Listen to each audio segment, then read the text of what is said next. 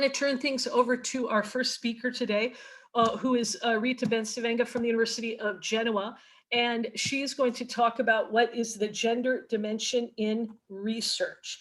And then just before I quite give the floor to you, Rita, we were talking a bit before we got all started today. The first two presentations are a little bit long, so we will probably take a 5-minute break in between the two presentations so everybody can stand up and stretch their legs. But again, I'll return to that topic as soon as Rita is finished. Rita, the floor is yours. Good morning. Good morning to everybody. I'm really happy to be here with you. I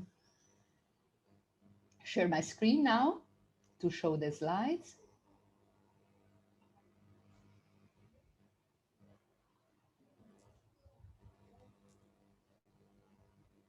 Is that okay? Looks good. Okay, so let's start.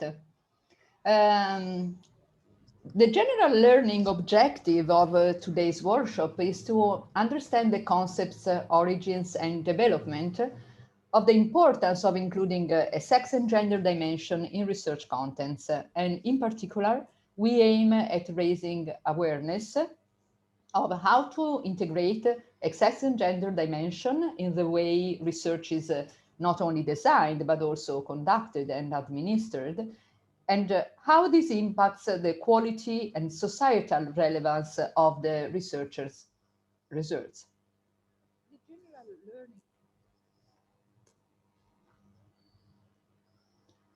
So, in the first part of the workshop, we will offer you some historical notes on the path taken by the European Union in promoting the adoption of a gender perspective in research.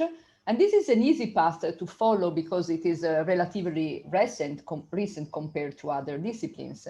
And we will see what is meant by dimension of sex and gender in research. And of course, we will talk about the topic focusing on STEM disciplines. We will add information on intersectionality, because this is a novelty introduced by Horizon Europe, the current EU research funding program. And finally, we'll see the relevance of including the dimension of sex and gender and intersectionality, which is now well demonstrated in the scientific field. Some information before we start to show you what we are talking about.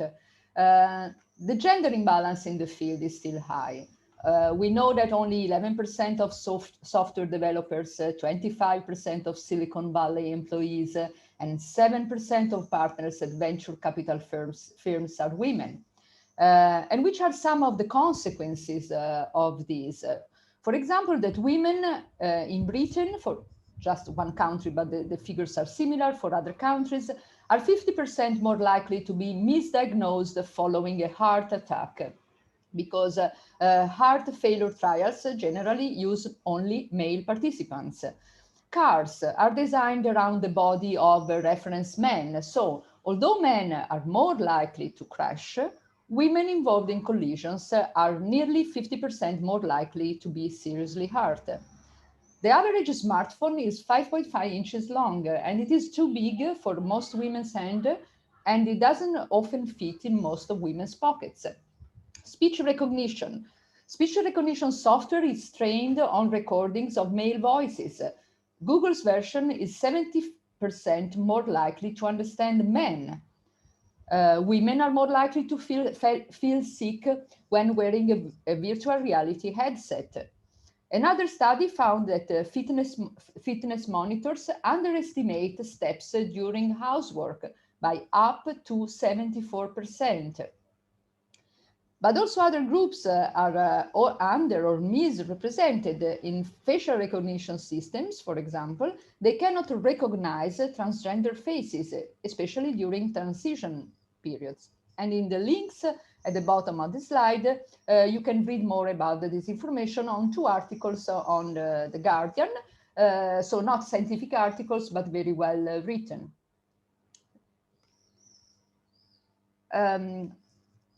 A little bit of history. we know that since 1984, the European Union has been funding research in the European research area through multi-year grants programs. They are known as framework programs for research and technological development. And they are also called simply framework programs or with the acronym FP1, FP2, and so on. What is important to notice today is that since the 8th framework program, these programs have also been given a name used in official communication. So the 8th program was Horizon 2020, under which this project Genderex was financed, and the current program Horizon Europe is the 9th, will run until 2027, and this change influence, as we will see, what we are doing in Genderex.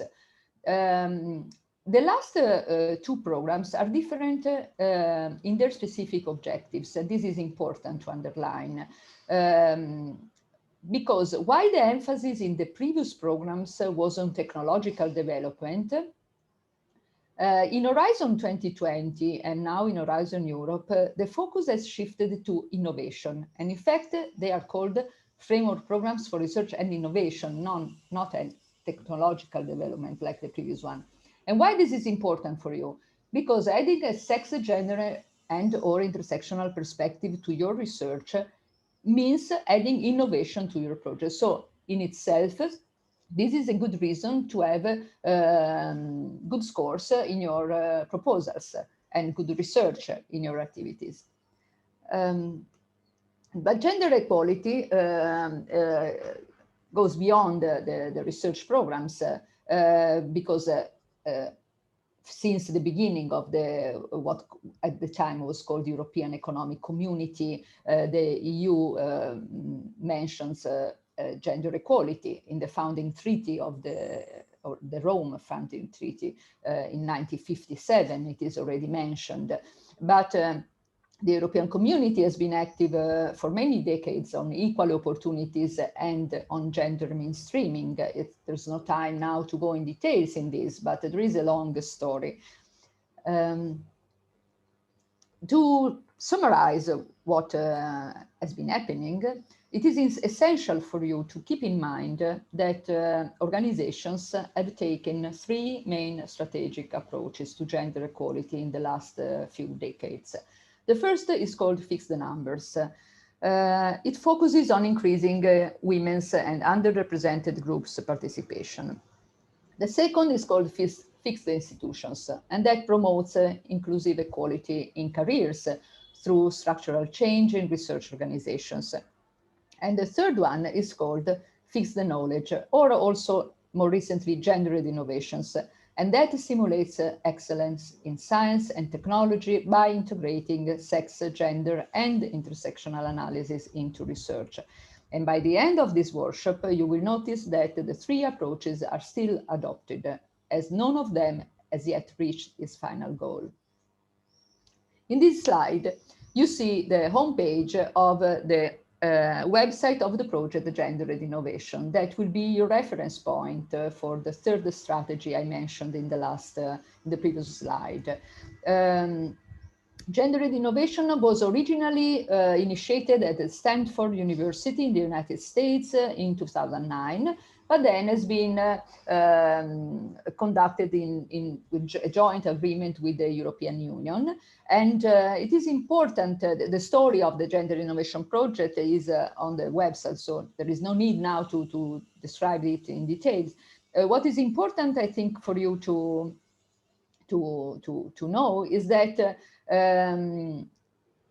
there have been more than 200 experts from Europe, United States, Canada, and Asia who have been involved in this project. And the main aim of this project is to develop practical methods of sex, gender, and intersectional analysis for scientists and engineers. And we'll see some of them in the second part of the workshop, and to provide case studies as concrete illustrations about how sex, gender, and intersectional analysis lead to innovation. So whatever is your field, You can go to this website and find the research conducted in your field and understand how you can modify your approaches if you wish to do so. This is one of the examples that is taken from the website, so of course we won't go into details now, but it is important to underline that sex may play a role in all studies involving human or non-human animals. And sex may be related to several factors, environmental, genetic, hormonal, anthropometric.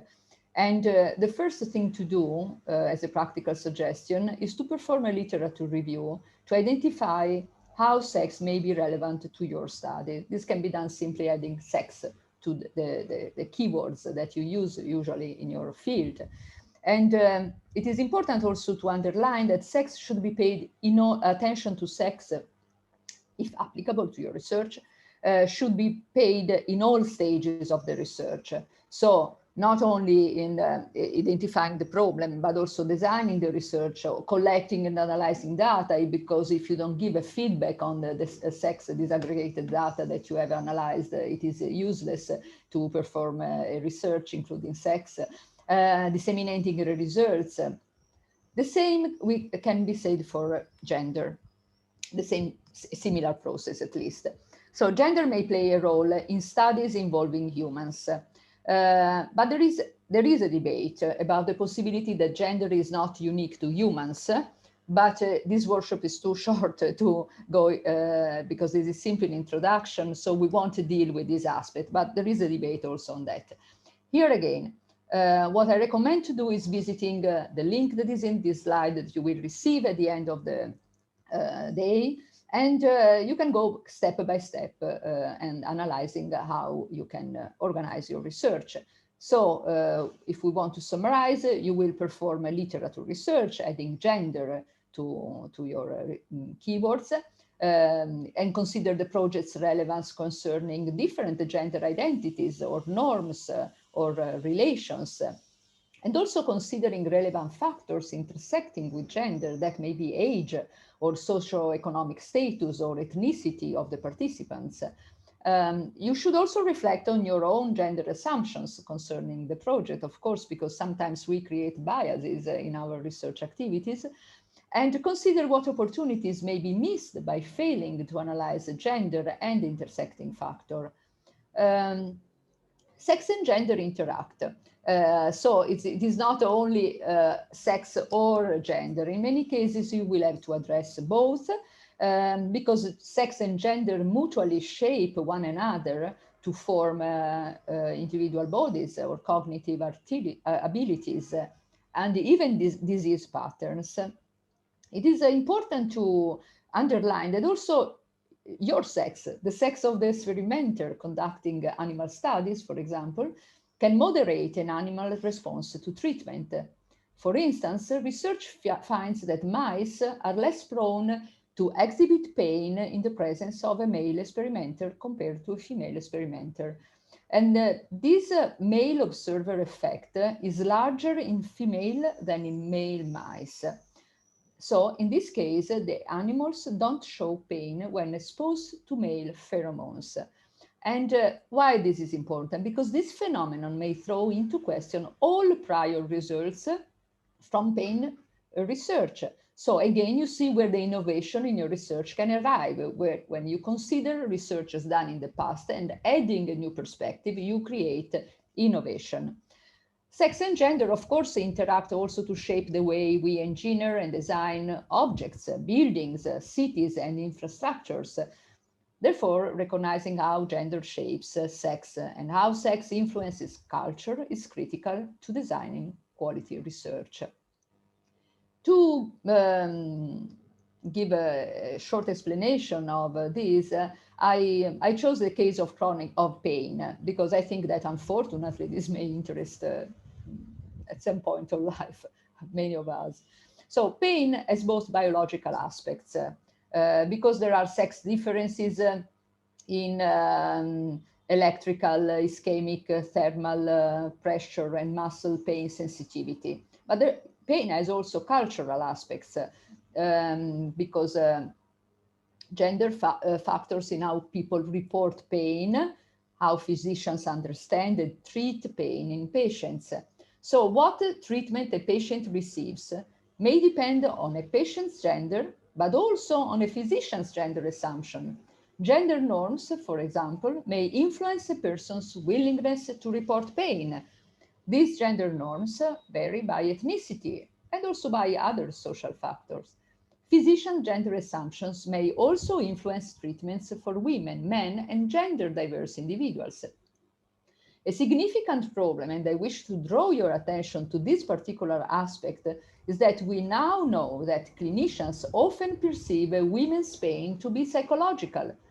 Consequently, women may receive more non-specific diagnoses, wait longer for treatment, and receive more antidepressants and fewer painkillers than men.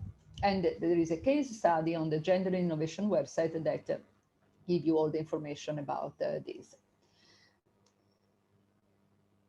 A few years ago, in this image, a few years ago, I mean 10 years ago, not so long ago, in this image, we would have noticed that only men are represented. But today, in 2021, we see that they are not just all men.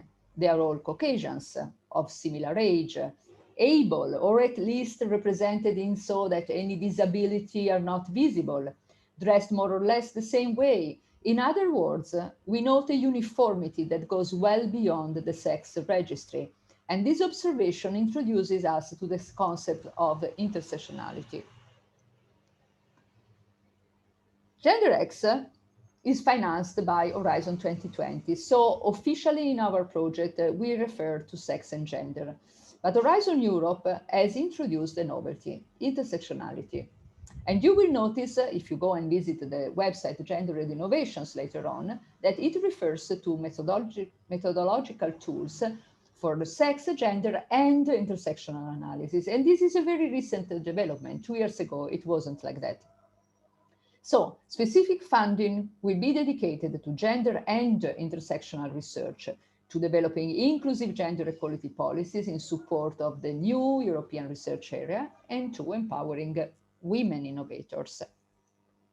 A few words about intersectionality. Professor Kimberly Crenshaw coined this term 30 years ago, and originally it was a legal concept, but nowadays it is adopted by numerous disciplines. She said, I will center Black women in this analysis in order to contrast the multidimensionality of Black women's experience with the single axis analysis that distorts these experiences. So it is this single axis analysis represented by gender that Professor Kimberly Crenshaw started to dismantle, adopting a multidimensional perspective. You can see later on, if you wish, online this video in which Professor Crenshaw speaks about her research, and there are several other interviews, of course. So she said that the experience of being a Black woman cannot be understood in terms of being Black and of being a woman considered independently, but must include the interactions between the two, which frequently reinforce each other. So this is at the core of intersectionality. We do not put one criteria next to the other, but we see the intersection of criteria that create specific patterns.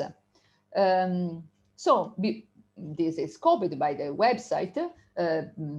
Before beginning a study, researchers should conduct systematic literature searches to identify factors and categories of potential relevance for their intersectional analysis. And these categories and factors can be biological, sociocultural, or psychological characteristics of the users or customers, participants, whoever is involved in the research. So let's go back. I mentioned before facial recognition. Let's go back to facial recognition. If I perform a gender analysis, I notice that systems perform better on men's faces than on women's faces. If I perform a race analysis, I can notice that systems perform better on lighter skin than darker skins. But if I perform an intersectional analysis, I can discover that systems perform worse on Black women.